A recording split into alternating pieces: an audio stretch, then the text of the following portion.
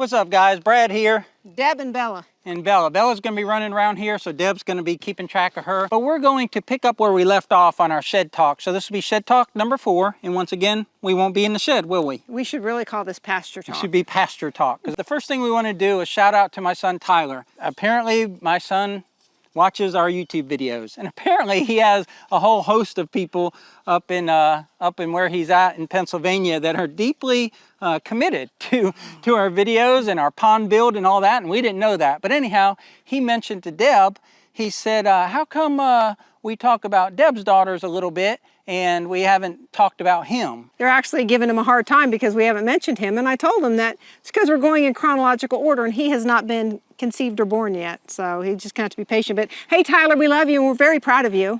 We are. He's gonna graduate college this year, so shout out to Tyler, but son, you're not born yet in this story. So picking up where we left off, I talked a little bit about basic training, and I've been to 2 basic trainings, an enlisted basic training and an officer basic training. But the whole time, at least for me, the whole time I was in basic training, I was like, I'm gonna mess up, I'm gonna get kicked out. And there's, you know, I was thinking about this last night, there's so many things that went on in that 6 or 8 week period when I was in San Antonio and being yelled at.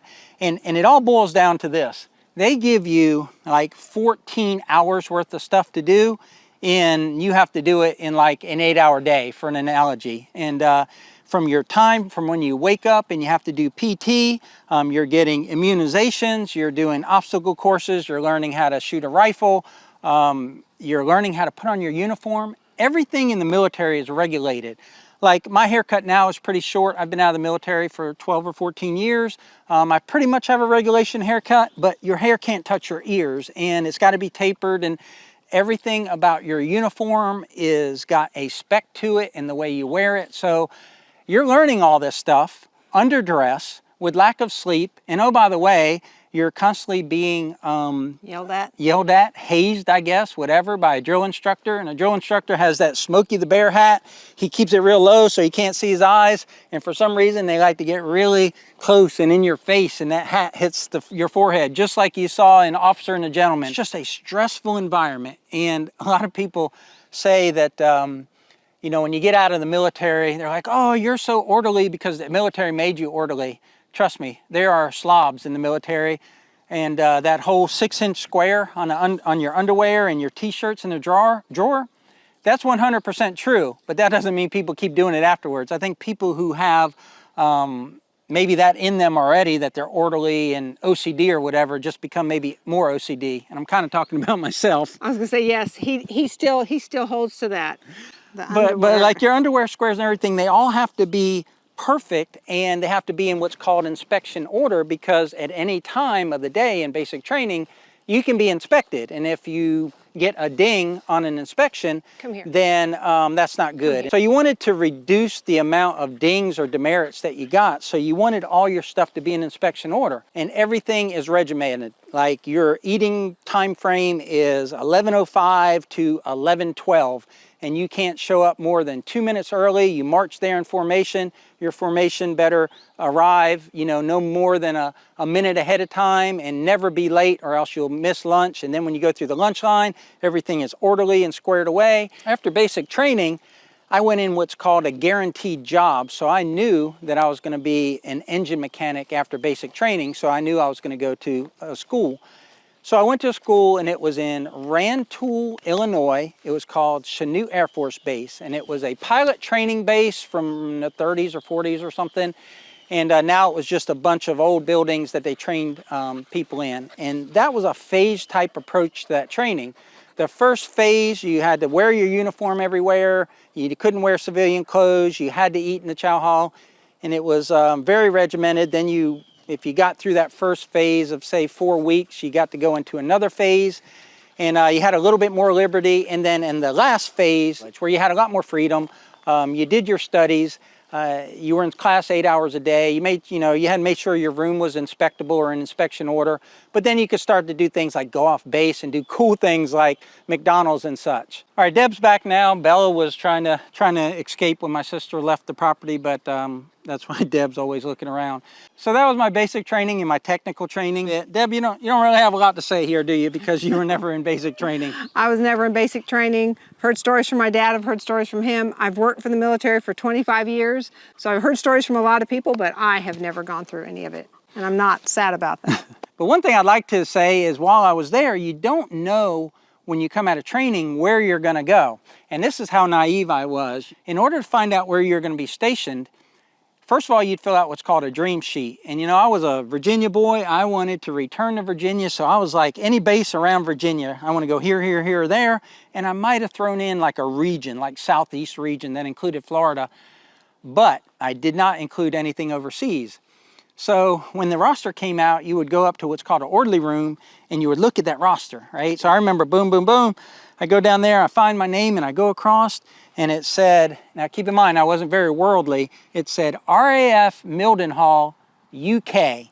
Now, I didn't know what RAF was, but I was like, okay, AAF, that's Air Force. Mildenhall, okay, I just came from Chanute. It's just another place I don't know. And I literally looked around to the people around me and said, what state is UK? I was like, Kentucky? No, I couldn't figure. And they're like, man, that's England. I go, what do you mean England? And they're like, that's United Kingdom. And sure enough, my very first assignment, they sent me overseas. I did not want to go overseas. I was a Virginia farm boy, and the last place I wanted to do was go to England, but that's how it happened for me.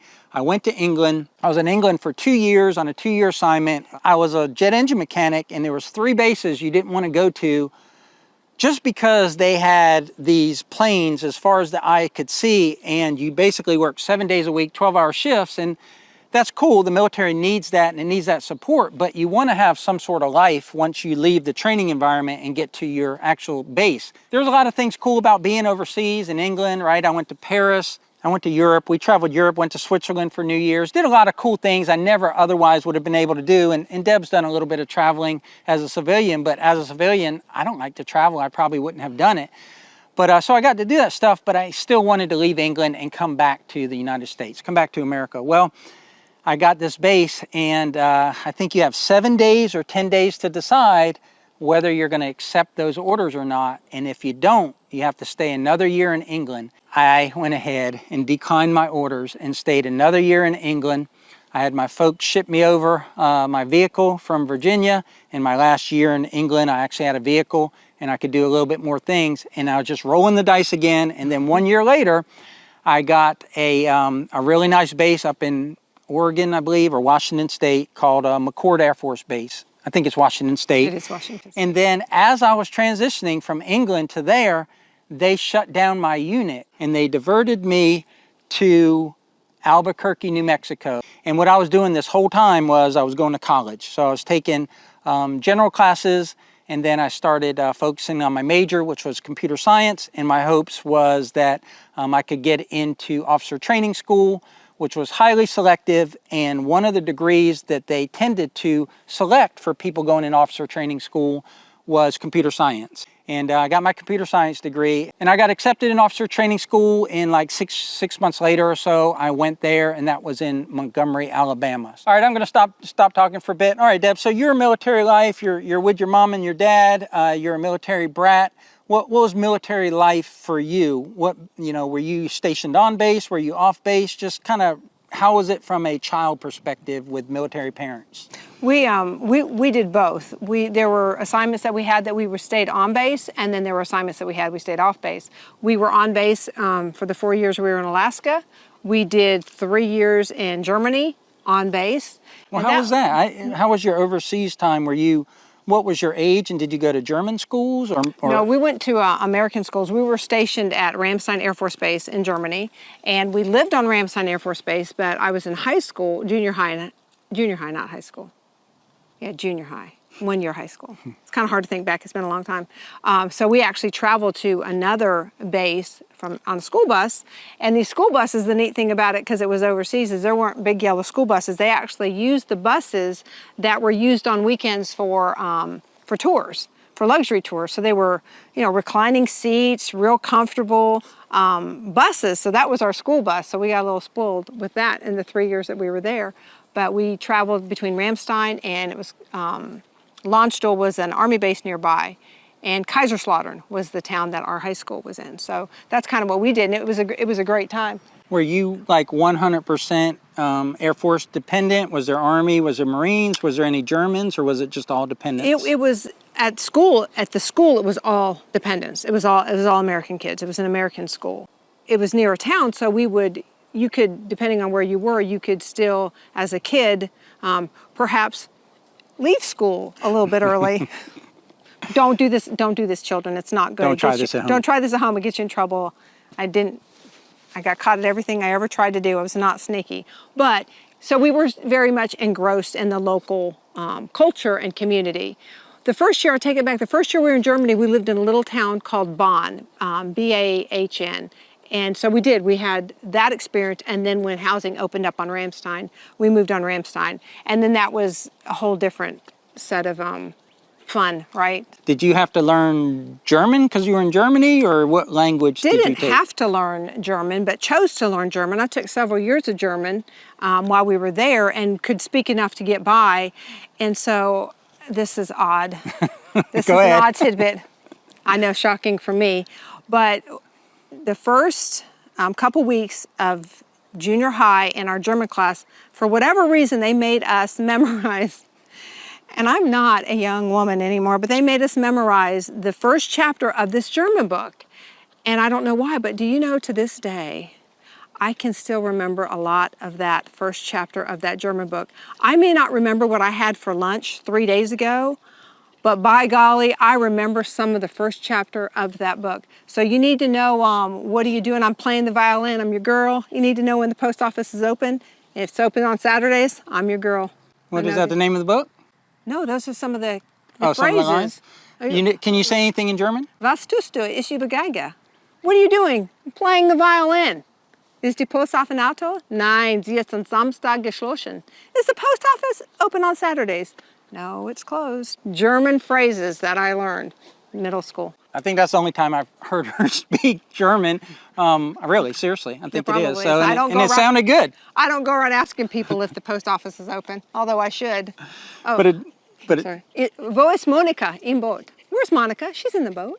Germany for high school, and then where'd you go? California, and then Germany, and before California, so it was Alaska, California, Germany, and then after Germany we came here, and then right here in Florida. Florida, Panama City, Florida, and this is where my dad retired, and then where I. Okay, and that's where you laid your roots with with your family, previous husband, and had your children. So. Well, folks, that gets you further along in our story. Hopefully you found it interesting. Comment down below. We'd love to hear from you. If you have any questions for us, we're basically an open book, at least to some extent. So put a comment down below. But that's all I've got. You got anything, Deb? No, auf Wiedersehen. Until the next one, folks, y'all take care out there. Take care. Bye. I'm telling you, I can't take my eyes off her. Bella, come.